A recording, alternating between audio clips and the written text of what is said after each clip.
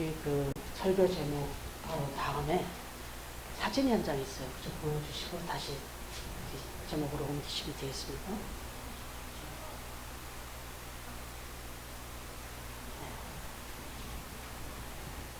네. 이분이 누구냐면 밑에 써 있죠. 우주비행사 제임스 어윈. 네, 이분이 미국의 우주비행사인데 지금으로부터 한 50년이 됐네요. 52년. 1971년에 인류에서는 네 번째로 달나라를 다녀온 사람입니다. 거기 머문 시간으로 따지면 거의 뭐 손에 꼽아요. 그 중에서도.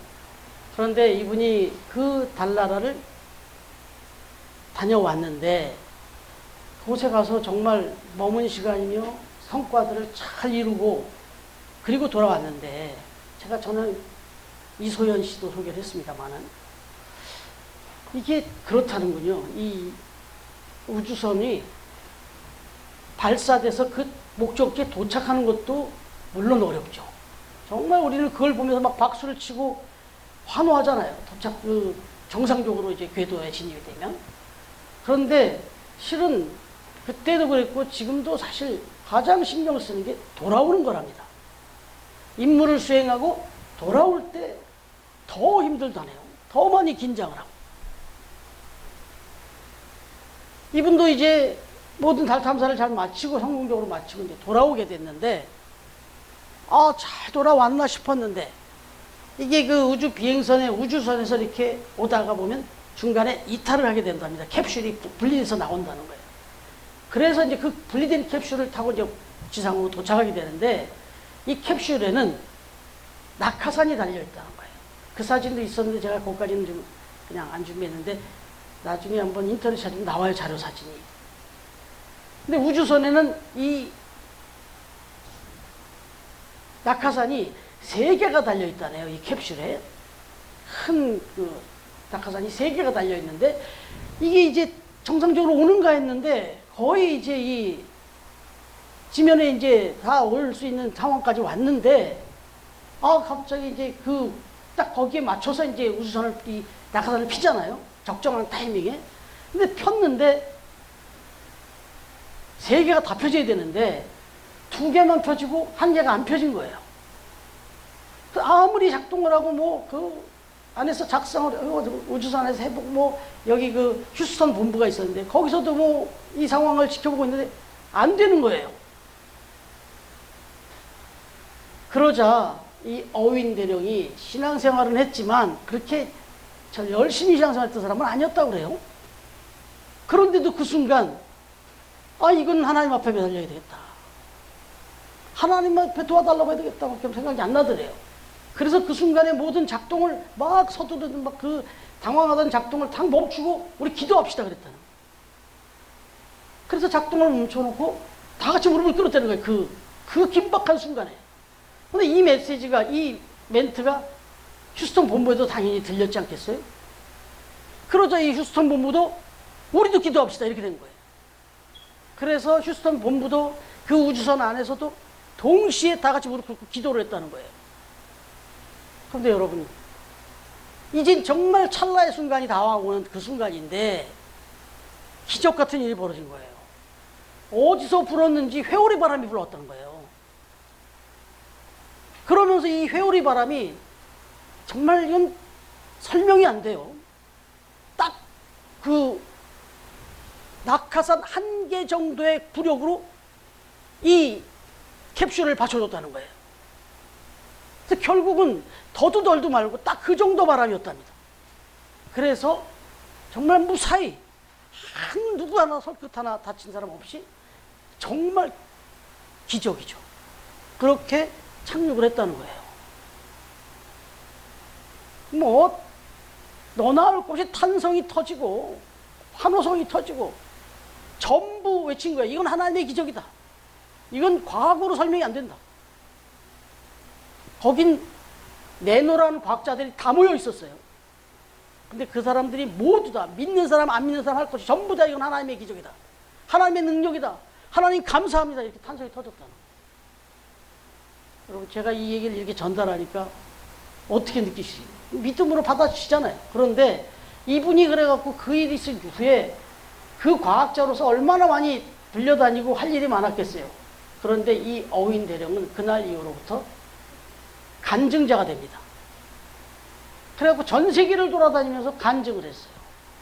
그런데 몇 번째로 왔는지는 모르겠지만 71년도에 그 일이 있었는데 72년도에 한국을 왔습니다. 한국을 하나님이 얼마나 사랑하는지 알겠어요. 이분을 72년도에 불러다가 간증을 듣게 했어요. 무슨 과학적 보고는 뭐 기본이겠지만 간증하러 왔어요. 간증하러. 그분이 이 대한민국까지 와서 50여 년 전에 이 간증을 하고 갔습니다. 여러분 엄청나게 극적인 반전이고 정말 기적적인 벌어진 일이 맞아요. 그런데 사실은 우리가 지금 이 사도행전 말씀을 계속 묵상하고 가고 벌써 23장까지 왔는데 28장까지 12장까지는 베드로 얘기였어요. 13장부터 바울 얘기가 지금 10장 걸쳐서 또 앞으로 16장에 걸쳐서 바울 얘기가 이루어지고 있는데 여러분 말씀 들으면서 어떤 생각이 들었어요? 매번 기적의 이야기 아니었습니까? 매번 반전이었고 기적의 이야기였어요. 이런 이야기들이 베드로 때도 마찬가지고 바울에게 와서도 계속해서 지금 이런 일이 벌어집니다. 여러분 어떻게 이 사도행전의 기록에는 이런 반전의 반전이 계속 거듭되고 있는 것일까? 어떻게 한 번도 아니고 매번 이런 일들이 벌어지고 있을까? 이렇게 벌어진 것일까? 이 비결이 뭐예요? 하나님입니다. 거기에 주제는 사도행전을 묵상하면서 우리가 깨달아야 될 건 와 바울이 이렇구나 베드로가 저렇구나 이 얘기가 아니에요. 이거 다음에 그 뒷면에 하나님을 보셔야 되는 거죠. 하나님의 역사가 함께 하시니까 계속 반전의 역사가 계속 이루어지는 거예요. 그래서 우리에게는 반전이고 우리에게는 기적인데 하나님은 이게 일상입니다. 하나님이 하시는 일은 사람이 보면 하나님의 아주 콧김 하나 그냥 손끝 하나만 대셔도 우리는 기적이에요. 그 역사가 계속 이루어지고 있는 겁니다. 바로 오늘 말씀도 정말 매우 심각한 위기의 상황 가운데 처해 있어요. 바울이. 그런데 어떻게 하나님의 손길이 개입을 해서 또 한 번의 반전의 드라마를 보여주고 있는지 이걸 오늘 설명을 비교적 짧게 기록하고 사건이 진행되고 있는데도 이건 짧게 얘기할 수가 없는 거죠. 바울도. 그러니까 좀 길게 얘기하신 거예요. 바울의 고백이에요. 이게. 여러분 지금 바울이 그럼 처해 있는 위기는 무엇입니까?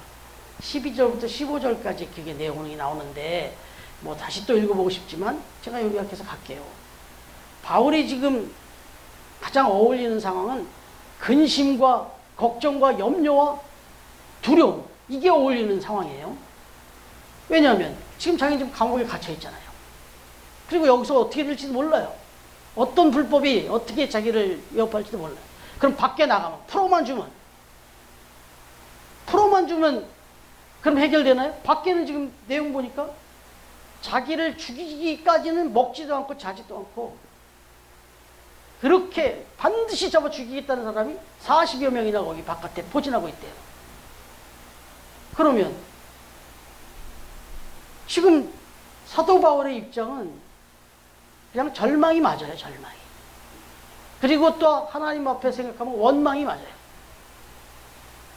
좀 그런 상황이에요. 그런데 하나 더 들어가 보면 그럼 바울이 왜 이런 고난에 지금 처해 있는가? 왜 이런 위기에 처해 있는가를 한번 생각해 보시면 사실 간단합니다. 사도 바울이 이런 위기에서 한 번에 해결될 수 있어요.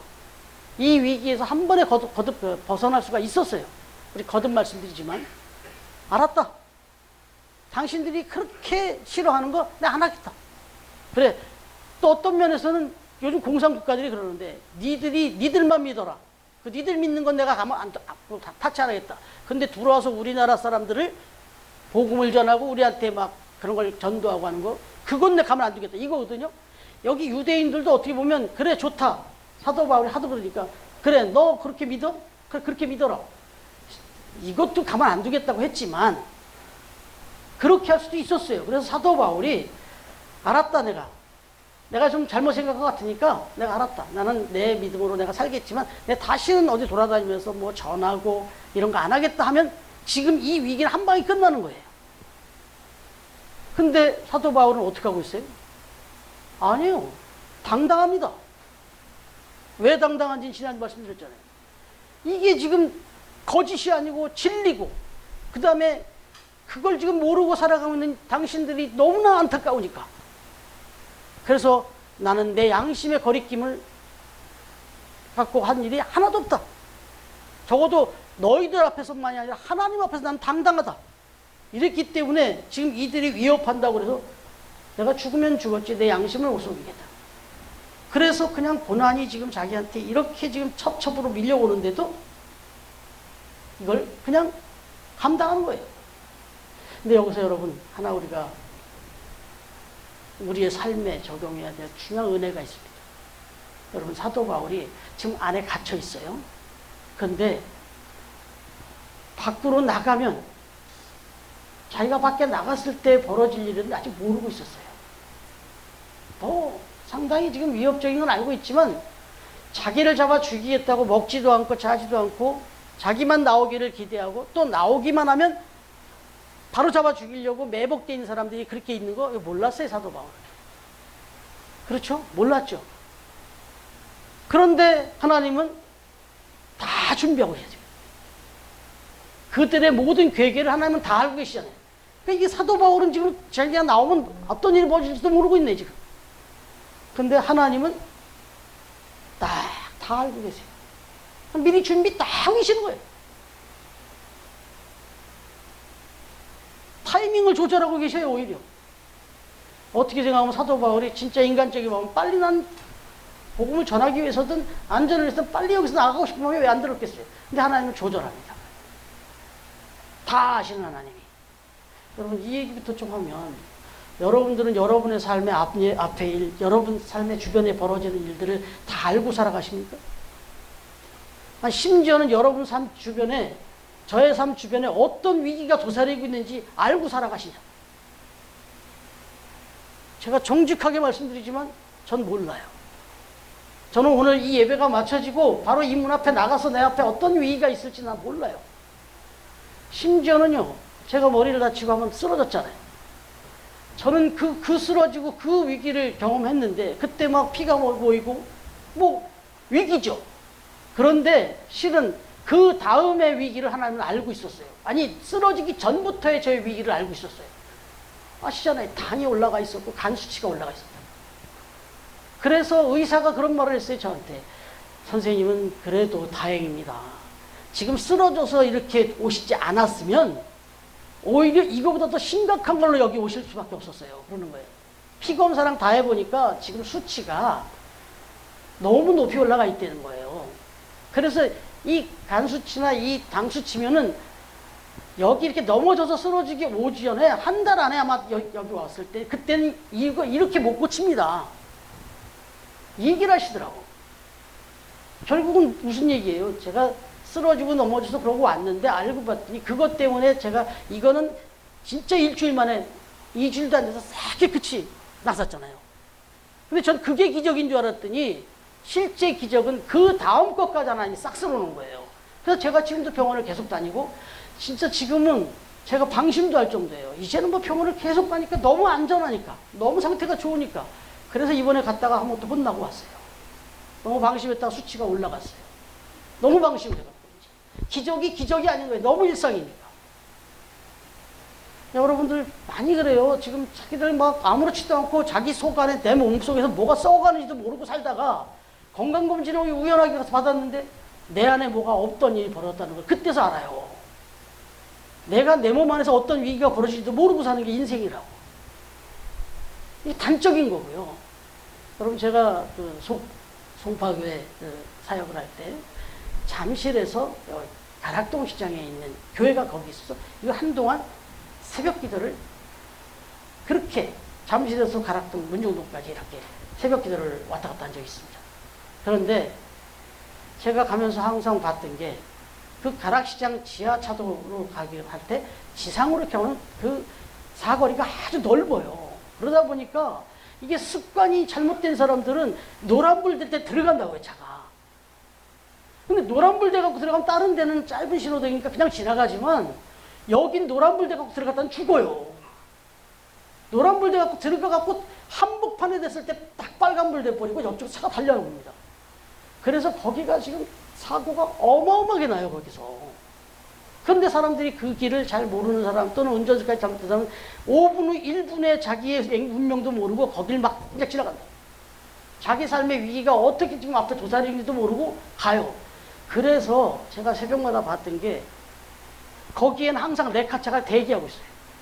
심지어는 레카차는 매일 2-3대씩 있고요. 경찰차도 일주일에 2-3번은 있습니다. 이게 뭐죠? 예상이 되는 거예요, 여기서. 사고 난 다음에 오기보다 와 있어요. 이 레카차는 상업적인 용도고, 경찰차는 예방을, 그 정도 긴급을 하기 위해서 오는 거예요. 이게 인간도 이 정도를 보고 다른 사람들이 앞을 못 보는 걸 예비하려고 이러고 있는데, 하나님은 어떠시겠어요? 지금 저와 여러분이 오늘 하루, 지난 한 주간 아무 일 없이 살았습니까? 그래서 너무 지루하고 짜증이 나십니까? 정말 하나님한테 혼날 얘기예요. 하나님이 완벽하게 지켜주고 계시는 거예요. 저와 여러분의 삶을. 호흡 하나까지. 그래서 저와 여러분이 오늘도 이렇게 와서 앉아있는 겁니다. 이게 진짜 아멘이죠. 아멘이세요? 네. 그래서 그냥 들어오면 감사함으로 들어와야 돼요. 감사함으로. 얼굴이 활짝 펴서 하나님께 그냥 하나님 감사합니다 하고 들어와야 되는 거예요, 사실. 제가 오늘 찬양하다가 막 눈물이 쏟아져서 혼났는데, 아스테이 찬양을 제가 그 준비를 집에서 하면서 많이 울었어요. 근데 이제 다 울고 왔기 때문에 그냥 딱 여러분들이 이제 은혜를 좀 받으셔야 되겠다. 그러고서 기도하고 있었는데 제가 또 주체를 못했어요. 그럼에도 불구하고 참 부끄러운 대답이에요, 사실은. 어떤 상황이 벌어지더라도 머리가 깨져서 그런 큰 위기가 처했어도 불구하고 감사해야 되는 이유가 뭔지. 이겁니다. 여러분, 그러면 여기서 한번 생각해 보세요. 하나님이 그럼 어떻게 지금 바울에게 개입하고 있는지. 은혜를 베풀어 주세요. 미리. 다 알고 계신 하나님이 미리 개입하시는데 오늘 보니까 참 리얼하게 나오네요. 바울이 처한 위기 상황에 하나님이 어떻게 개입하고 있는지. 16절부터 21절인데 한번 다시 보시고, 오늘 말씀 16절 20절에 보니까 바울의 조카가 나오네요. 생질. 갑자기 뜬금없이 조카가 나오더니 그 조카도 또 우연히 유대인들의 매복하고 있다는 사실을 다 들어요. 그리고 그들이 왜 매복하고 있는지도 다 알아요. 알게 됐어요. 그래갖고 영문 안에 갇혀있는 바울에게 와서 이걸 알려줍니다.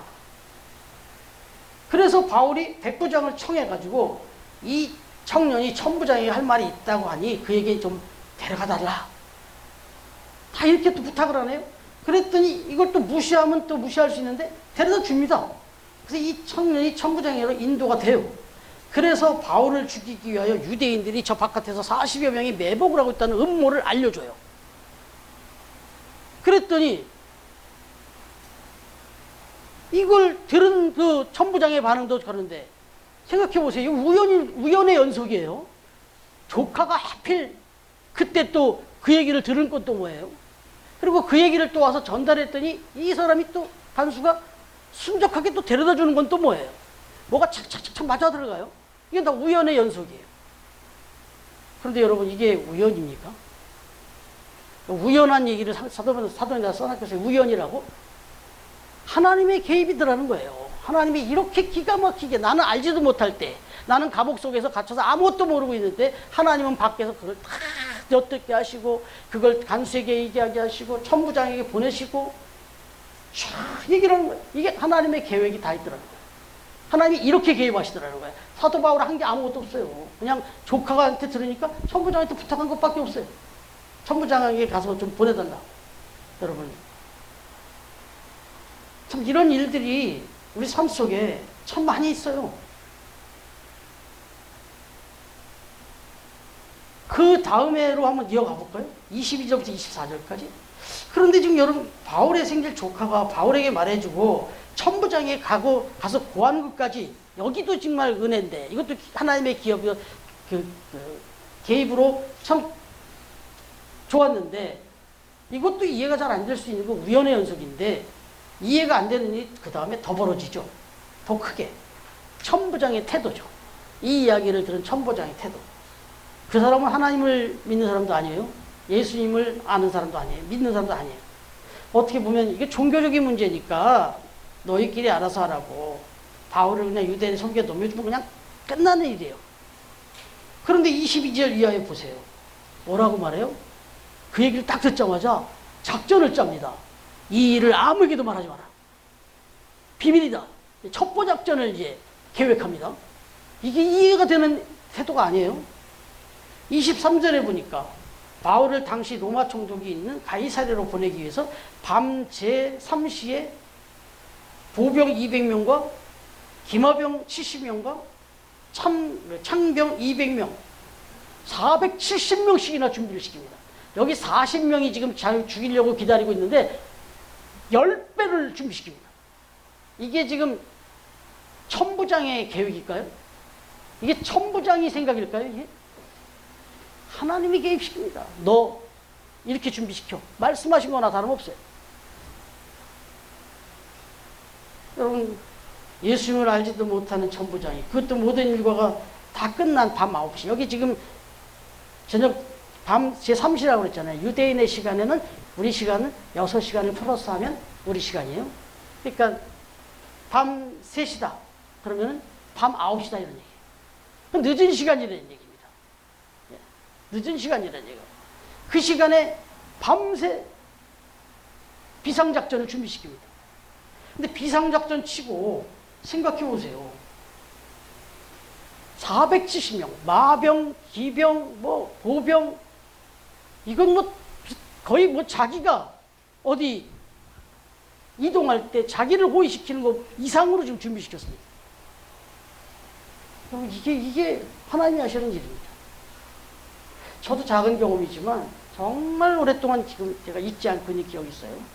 94년도 일이니까 2004, 2014, 2014 그래서 저도 30년이 다 돼가는 일인데 저도 너무 기가 막힌 일이라 지금도 기억하고 있는데 제가 러시아 하바롭스크를 이제 단기 선교를 갔다 온 일이 있었습니다. 정말 제 그 상황이 어려운 상황이었어요. 가정적으로나 또 제가 하고 있던 그 일이나 여러 가지 상황이 그랬는데 정말 하나님 앞에 제 사명을 놓고 기도하는 중에 그런 길이 열려서 무조건 갔습니다. 근데 그 가는 과정이 기가 막혔어요. 일정을 최대한 마치다 보니까 주일날 출발할 수밖에 없었어요. 참 그건 유감이지만 아침 일찍 예배를 드리고 출발했습니다. 그래가지고 공항에 도착했어요. 공항에 도착해서 서류들을 쫙쫙쫙 내는데 그 당시만 해도 30살이 넘은 사람, 30살이 넘은 사람은 출입국 통지서를, 출입국 허가서를 받아갖고 와서 제출해야만 탑승을 하고 나갈 수가 있었어요.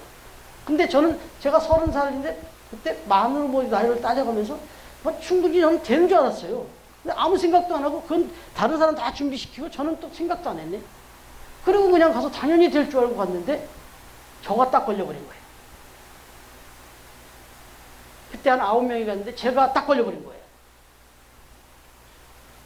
이거 뭐 비행기 시간을 생각하고 그 공항에서 여기까지 그 당시에 공항은 김포공항이었는데 거기서 여기 제가 있었던 3단지 잠실 3단지까지 오려면 이거 왕복 2시간은 기본이고 그리고 일요일이에요.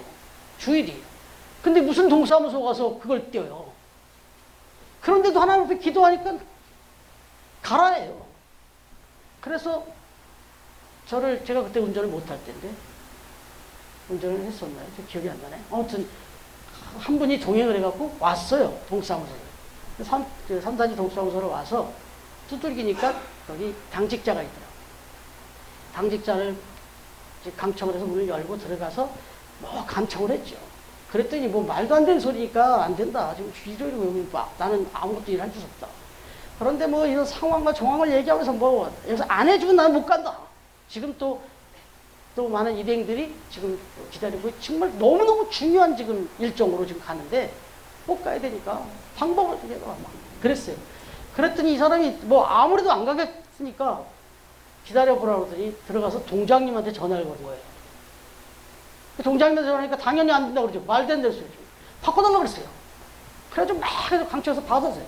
그래서 그 동장님한테 똑같은 얘기를 또 막 했어요. 그랬더니 바꾸래요, 전화를.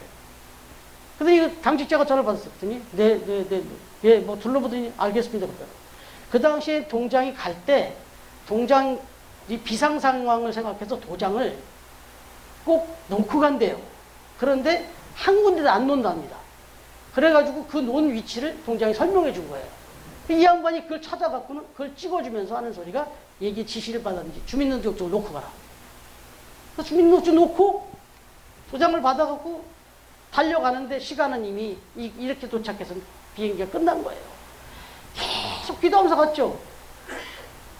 기도하고 갔는데 거기서는 거기서대로 기도하고 있었고 그 다음에 핸드폰이 없으니까 그냥 갔어요. 그랬더니 뭐 그 사람들은 거기서 일행들은 그 공항 바닥에서 무릎 꿇고 기도하고 있고 저는 여기서 막 강청이라고 달려갔는데 도착하니까 이미 시간이 늦었어요. 그랬는데 도착하니까 일행들이 막 환호를 하는 거예요. 그래서 뭔 일인가 했더니 비행기가 이륙이 늦어졌다는 거예요. 1시간이. 그쪽 현지 상황 때문에. 그래가지고 난리가 났죠. 그래가지고 탑승을 해서 정말 잊지 못할 그런 은혜의 그 사역을 잘 마치고 그러고 돌아왔어요. 여러분, 하나님이 개입하시는 천부장이 문제입니까? 동장이 문제입니까? 여러분의 삶 가운데서 지금 어떤 문제가, 누가 그렇게 걸림돌이고 힘드십니까? 한번 그 문제 가지고 죽기 살기로 하나님께 매달려 보셨냐, 이거. 내가 내 판단에서 그냥 끝내버린 일은 혹시 없었냐, 이거. 혹시 제 얘기 듣고, 그때 그거 내가 그냥 한번 끝까지 한번 목숨을 걸어볼 걸 이런 후회 되시는 분 없습니까? 여러분, 작은 얘기 하나 더 할게요. 제가 어제 이제 교회 와서 준비를 하는데, 예나가 저한테 얘기하는 거예요. 목사님, 내일 니나 언니가 못 온대요. 니나 언니가 수영장을 좀 이렇게 또 예약이 돼가지고 시간이 딱 겹쳐서 어쩔 수 없이 거기 가야 될 것 같다고 한다는 거예요. 그래서 그러냐. 그러다가 얘기하다가 그런 얘기를 했어요. 그냥 얘나한테. 주일날 예배 드리고 가야 되는 거야 원래. 앞으로 내가 미리 알았으면 얘기했을 텐데 그렇게 됐구나.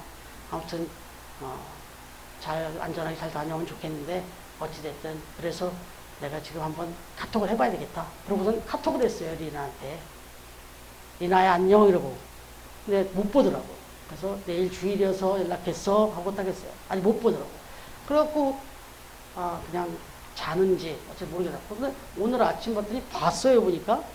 그래서 대답이 없어. 원래 대답 잘하는데. 그래서 반신반의였죠. 그런데 기도했죠. 여기서. 하나님 오늘 리나가 꼭 왔으면 좋겠는데 리나가 와서 예배도 잘 드리고 얼마나 착해요. 얼마나 또 잘하고.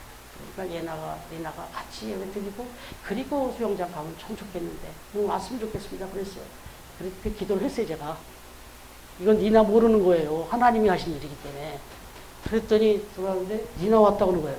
그래서 내가 뛰어나왔어요. 한 거래. 신발도 안 신고 뛰어나왔어요.